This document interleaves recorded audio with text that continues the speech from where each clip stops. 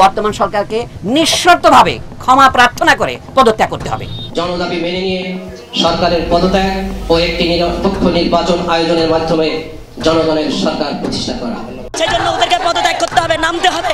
আমরা স্বাধীনভাবে বিচার চাই, খুনির কাছে আমরা বিচার চাই না। আসসালামু আলাইকুম। সরকারের বর্তমান যে অবস্থা বেহাল, এটি বলার অপেক্ষা রাখে না।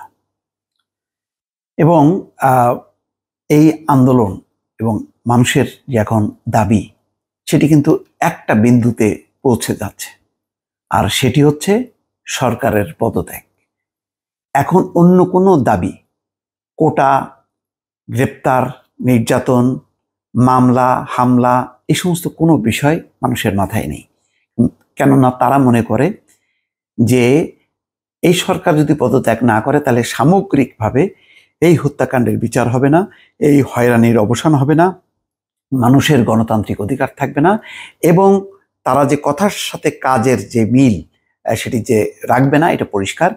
বরং এই পরিস্থিতিটাকে ঘিরে তারা প্রতিশোধ নেবে, বহু মানুষ ভিকটিম হবে। সুতরাং সবার এখন কিন্তু দাবি কিন্তু একটা জায়গায় এসে দাঁড়াচ্ছে, সেটি হচ্ছে সরকারের পদত্যাগ। দর্শক, কেন এই কথা বললাম এটি বলার আগে একটু প্রেক্ষাপটটা নিয়ে আসি। কোন কোন যুক্তিতে খেয়াল করেন, প্রধানমন্ত্রী অন্তত দুটি দেশের রাষ্ট্রদূত এবং হাই কমিশনের কাছে বলেছে যে এই আন্দোলনে জামাত, বিএনপি, শিবির, জঙ্গি তারা মদত দিচ্ছে। তিনি ভারতীয় হাই কমিশনারকে আরো অদ্ভুত একটি কথা বলেছেন যে শ্রীলঙ্কার মতো সরকার পতনের একটি ষড়যন্ত্র চলছিল। তার মানে শ্রীলঙ্কায় মানুষের যে ন্যায্য অভ্যুত্থান ছিল সেটার সাথে মেলানো হচ্ছে, সেটাকে ষড়যন্ত্র হিসাবে তিনি আখ্যায়িত করছেন এবং বলছেন যে সেই ধরনের একটি সরকার পতনের ষড়যন্ত্র হচ্ছিল। গেল ইতালির রাষ্ট্রদূত দেখা করতে গেছেন, তার কাছে বলেছেন যে জামাত, বিএনপি, এই জঙ্গিরা এই মদত দিচ্ছে। সরকারের এখন আপ্রাণ চেষ্টা হচ্ছে এটি জামাত, বিএনপি, শিবির, এই জঙ্গিরা করেছে এবং সেই হিসাবে তারা জামাত, শিবিরকে নিষিদ্ধ করলো। আজকের থেকে 15 বছর আগে বা 10-12 বছর আগেও এই সিদ্ধান্ত যদি সরকার নিত তাহলে পরিস্থিতি ছিল ভিন্ন। অনেকেই হয়তো আনন্দ মিছিল বের করতেন রাজপথে, কিন্তু আজকে কিন্তু এই সিদ্ধান্তের বিন্দুমাত্র কার্যকারিতা নেই। এবং কালকে সিদ্ধান্ত নিয়েছে, নিষিদ্ধের সার্কুলার দিয়েছে, আজকে হচ্ছে লক্ষ জনতার ঢল। শিল্পী, সাহিত্যিক, সাধারণ মানুষ, অভিভাবক সবাই নেমেছে। এটা বলা যাবে না যে এটা বিএনপির, এটা জামাতের, এটা শিবিরের, এটা ছাত্র দলের, এটা বলার কোনো মানে নেই। আজকে অগ্রভাগে যারা কথা বলছেন তাদেরকে কেউ চেনেন না। কিছু কিছু শিল্পীকে হয়তো চেনেন, কিন্তু বাকি অভিভাবক, শিক্ষার্থী যারা বক্তৃতা দিচ্ছেন, এইচএসসির শিক্ষার্থীরাও বক্তৃতা দিচ্ছে, অভিভাবক বক্তৃতা দিচ্ছে, শিক্ষক, কবি, সাহিত্যিক, শিল্পী। আপনি কিভাবে বলবেন যে এখানে তৃতীয় শক্তি বা অন্য জামাত, বিএনপির জঙ্গিরা? না, তারা যদি নামতো তার চেহারা একরকম হতো, আর এখন যারা নামছে তাদের চেহারা ভিন্ন রকম। শিক্ষার্থী, অভিভাবক সবাই, কে নেই? শিক্ষক, আইনজীবী, শিল্পী সবাই নামছে। মানুষের অংশগ্রহণ, তার স্বতঃস্ফূর্ততা, তার বক্তব্য থেকে এইটি বলার অপেক্ষা রাখে না যে এখন সাধারণ মানুষের রাজপথে অংশগ্রহণ।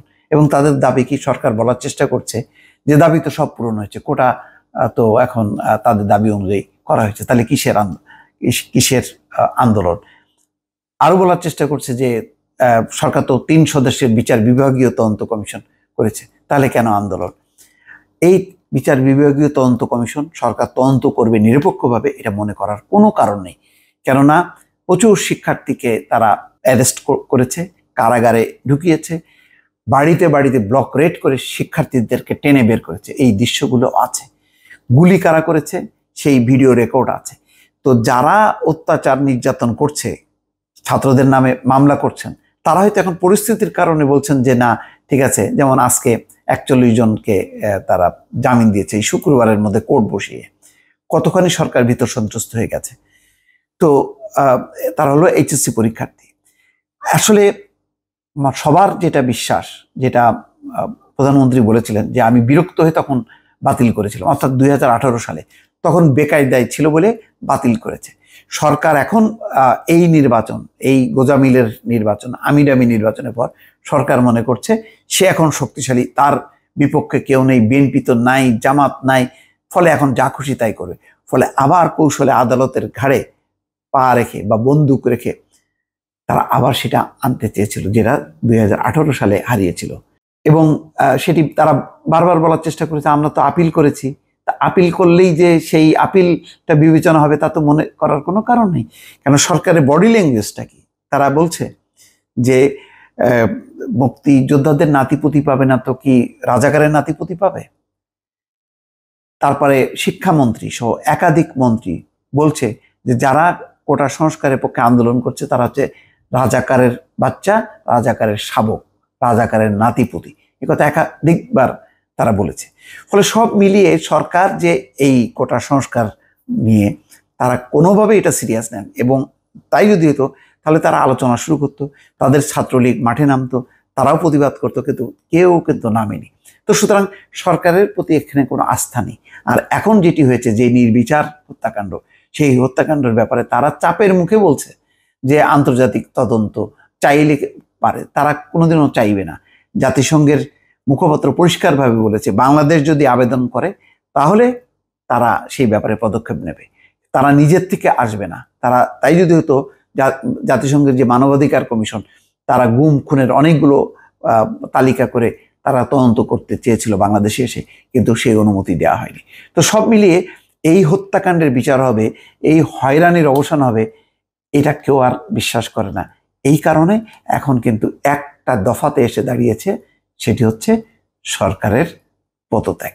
এখন সরকার কি করবে সেটা সরকারের বিষয়। যদি তাড়াতাড়ি সঠিক সময় সঠিক সিদ্ধান্ত তারা নিতে পারে তাহলে ভালো, আর যদি না নেয় তাহলে পরিস্থিতি দর্শক কোন দিকে যাবে এটা আপনি আমি কেউ বলতে পারছি না। ভালো থাকবেন, আল্লাহ হাফেজ।